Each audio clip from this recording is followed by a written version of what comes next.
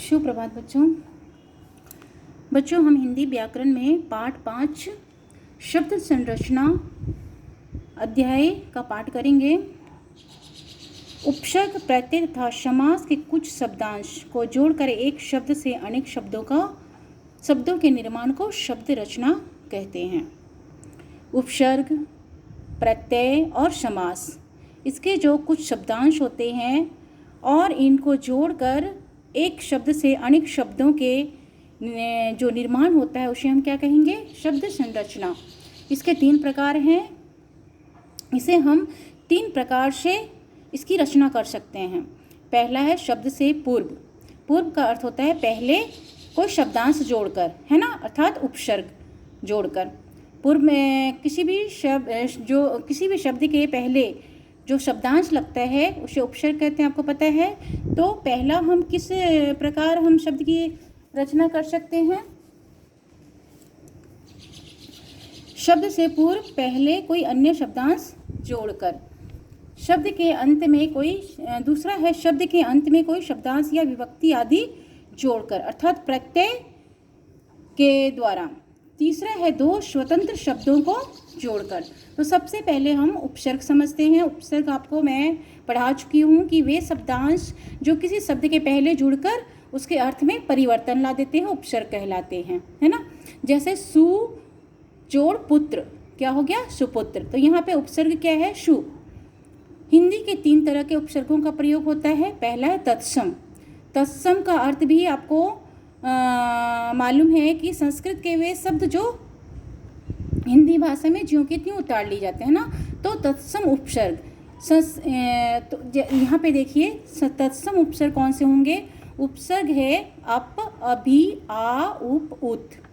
तो इस प्रकार से ये उपसर्ग हैं और इनके यहाँ पे अर्थ दिया हुआ है कि अप का अर्थ क्या होता है? अनुचित होता है या बुरा होता है। अब इस उपसर्ग को हम मूल शब्द में जोड़कर एक नया शब्द का निर्माण करते हैं ना। जैसे अपमान, ठीक है। तो मान में हमने उपसर्ग जोड़ा तो क्या बन गया? नया शब्द अपमान। इसी प्रकार से अभी शब्द में हम जब अभी उपसर्ग को हम वादन में जोड़ेंगे तो क्या बन जाएगा? एक नया शब्द अभिवादन। इसी प्रकार से हम सारे शब्दों को जोड़कर तत्सम उपसर्ग बनाएंगे। दूसरा है तद्भव उपसर्ग। तद्भव अर्थात संस्कृत के वे शब्द जो हिंदी में आने के बाद उसका रूप परिवर्तन हो जाता है और एक नया रूप में हमें उसके अर्थ को बताता है ना, तो वह तद्भव उपसर्ग कहलाएगा। जैसे देखिए अ, अन, अध, कु, दु, बिन, भर, उन इत्यादि। यहाँ पे उपसर्ग दिया हुआ है अ, है ना, और अर्थ होता है नहीं या अभाव। मूल शब्द है टल। तो इसमें अ जो है अ उपसर्ग को हम टल में जोड़ेंगे तो क्या बन जाएगा? अटल। अन उपसर्ग को अर्थ में जोड़ेंगे तो अनर्थ। अध शब्द को जब कचरा में हम जोड़ते हैं तो क्या बन जाएगा? एक नया शब्द अध कचरा।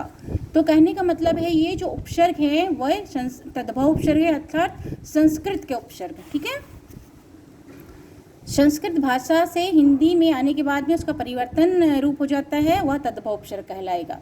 आगे है आगत उपसर्ग। आगत उपसर्ग क्या होता है? विदेशी भाषाओं के जो उपसर्ग हिंदी में आ गए हैं वे आगत उपसर्ग कहलाते हैं ना। जैसे बा, बे, बदला, गैर, हम, हर आदि। इसमें देखिए ये उपसर्ग है और इसका अर्थ है और इसमें मूल शब्द में जब हम जोड़ देते हैं तो एक नए शब्दों का निर्माण हुआ। हर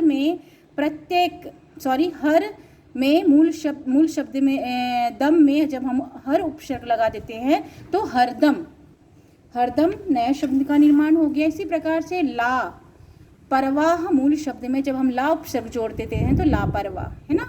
इस प्रकार से आगे दिया हुआ है। विशेष में क्या है? एक उपसर्ग केवल एक ही अर्थ नहीं देता, विभिन्न अर्थ के अलावा कभी कभी उल्टा अर्थ भी देता है। जैसे नी उपसर्ग निषेध, नी जोड़ सेध भी करता है और नियम नी जोड़ यम भी बनाता है। इसी प्रकार विशेष और वियोग दोनों ही बनाता है, ठीक है। आगे आप देखिए प्रत्यय उपसर्ग आपको समझ में आ गया। प्रत्यय में क्या होता है? शब्दांश पीछे जुड़ते हैं, है ना, शब्द के अंत में जुड़ते हैं तो वो प्रत्यय कहलाते हैं। जैसे सुंदर जोड़ ता तो क्या बन गया? सुंदरता। समाज जोड़ इक सामाजिक। इसी प्रकार से प्रत्यय हम बनाएंगे। प्रत्यय कितने प्रकार के होते हैं? 2 प्रकार के। कृत प्रत्यय, धातुओं के अंत में लगने वाले प्रत्यय को कृत प्रत्यय कहते हैं। जैसे यहाँ शब्द दिया हुआ है पहन और प्रत्यय क्या है? आवा। तो एक नया शब्द का निर्माण कैसे हुआ? पहनावा। पठनीय, पढ़ाई, मिलान। इस प्रकार से कृत प्रत्यय के शब्द बनते हैं। दूसरा है तद्धित प्रत्यय। तद्धित प्रत्यय किसे कहते हैं? ऐसे प्रत्यय जो संज्ञा, सर्वनाम, विशेषण के अंत में जुड़कर उन शब्दों के अर्थ में विशेषता उत्पन्न करते हैं ना, तो उसे हम क्या कहेंगे? तद्धित प्रत्यय। जैसे अपनापन, अपना शब्द में पन प्रत्यय जब हम जोड़ते हैं तो अपनापन। यहाँ एक इसकी विशेषता बता रहा है कि वह अपना, उसमें अपनापन महसूस हो रहा है ना। आलू, आला, आमदनी, आमदनी। तो इस प्रकार से प्रत्यय जोड़कर हम नए शब्दों का निर्माण करते हैं।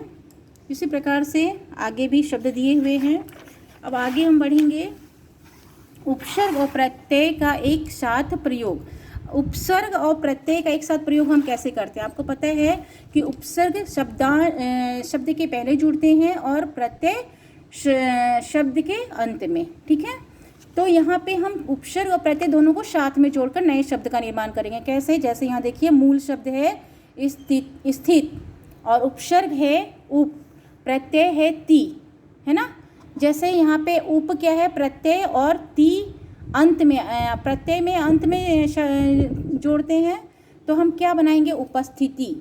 ठीक है, उप पहले आया या उपसर्ग है और ती अंत में आया ना, तो ये क्या हो गया? दोनों उपसर्ग और प्रत्यय दोनों साथ में आ गए, तो क्या शब्द बन गया? उपस्थिति।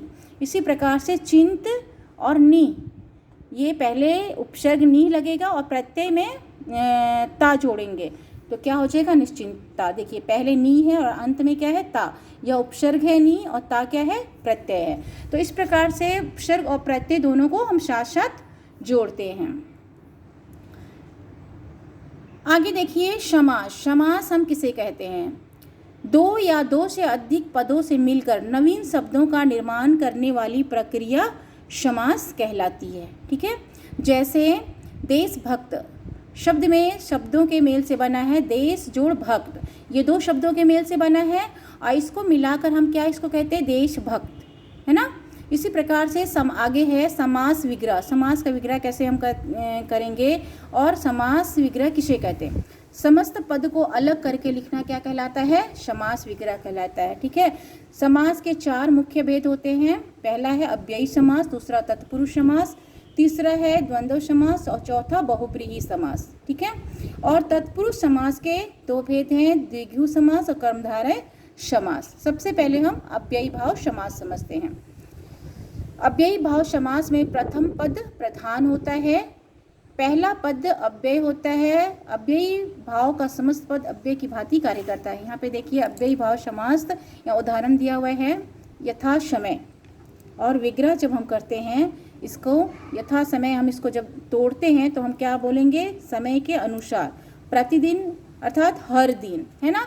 इस प्रकार के शब्दों को हम क्या कहेंगे? अव्ययी भाव समास।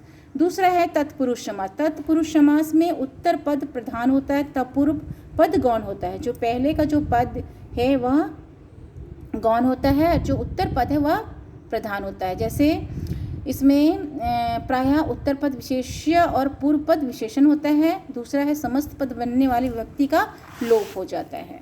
इसी प्रकार से आगे आप बुक में पढ़ेंगे।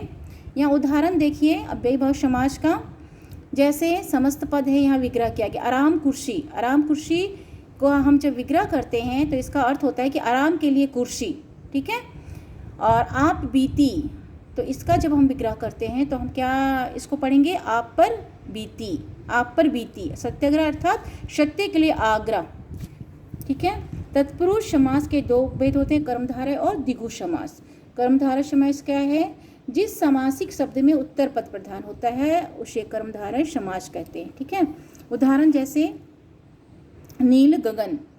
नील गगन का अर्थ क्या होगा? नीला है जो गगन। स्त्री रत्न, स्त्री रूपी रत्न। पीताम्बर का अर्थ पीले हैं जो वस्त्र। ठीक है, शब्दों का अर्थ इस तरह से निकलता है और इसमें उत्तर पद प्रधान है। आगे है द्विगु समास, द्विगु समास में जिस समासिक शब्द का प्रथम पद संख्यावाची हो, है ना, पहला पद जो होता है वह संख्या का बोध कराती हो, वह द्विगु समास होगा। जैसे उदाहरण में देखिए, त्रिकोण, तिरंगा। त्रिकोण का अर्थ होता है तीन कोणों की रचना, ठीक है। तिरंगा का अर्थ अर्थात तीन रंगों वाला। इसी प्रकार से आगे है तीसरा द्वंद्व समास। द्वंद्व समास किसे कहते हैं? जिस समस्त पद में दोनों पद प्रधान होते हैं, ठीक है, उसे द्वंद्व समास कहते हैं। जैसे यहाँ उदाहरण में देखिए, राम कृष्ण, तो राम और कृष्ण दोनों पद क्या हैं?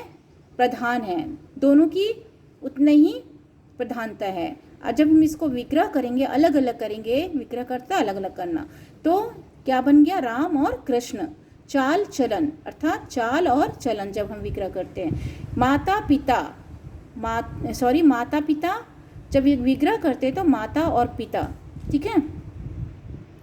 तो इस प्रकार से पहला पद दोनों पद प्रधान हैं, तो ऐसे शब्दों को हम द्वंद्व समास के अंतर्गत लिखते हैं, ठीक है। आगे है बहुब्रीहि समास। बहुब्रीहि समास किसे कहते हैं? इस समास में पहला पद और दूसरा पद मिलकर किसी तीसरे पद की ओर संकेत करता है। पहला पद और दूसरा पद जब मिल जाता है तो किसी और का संकेत देता है ना। जैसे यहाँ उदाहरण में दिया हुआ है त्रिनयन। त्रिनयन का जब हम विग्रह करते हैं, अलग करते हैं इस शब्द को, तो तीन नयनों वाला। तीन नयनों वाला अर्थात कौन? शिव जी, ठीक है।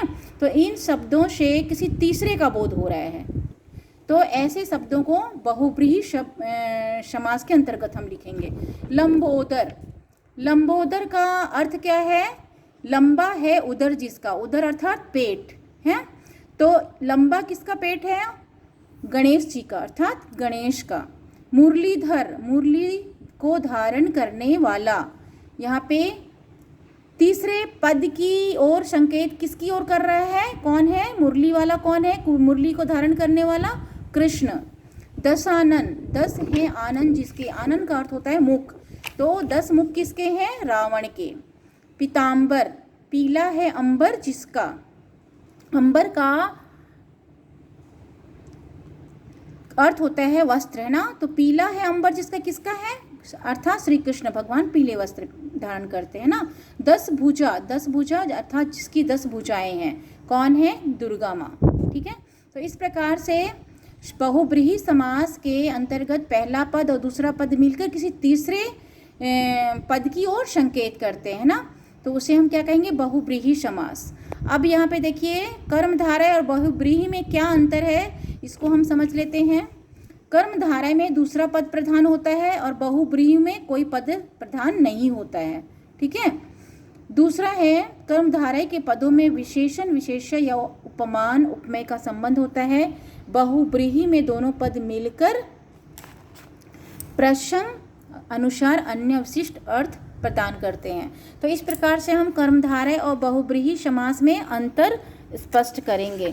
तो बच्चों, आपको यह पाठ समझ में आ गया होगा, शब्द संरचना।